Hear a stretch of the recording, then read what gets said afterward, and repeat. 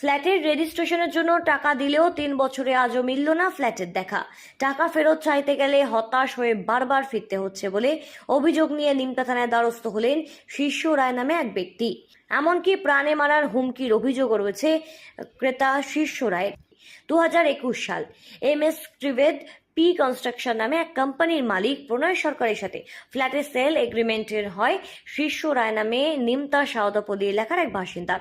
সেই চুক্তি অনুযায়ী এক ব্যাংকের চেক এবং অনলাইন নেট ব্যাংকিং এর মাধ্যমে 3,44,000 টাকা দিয়েছিলেন কোম্পানির মালিক আলিপুর ফার্স্ট লেনের এলাকার বাসিন্দা প্রণয় সরকারকে।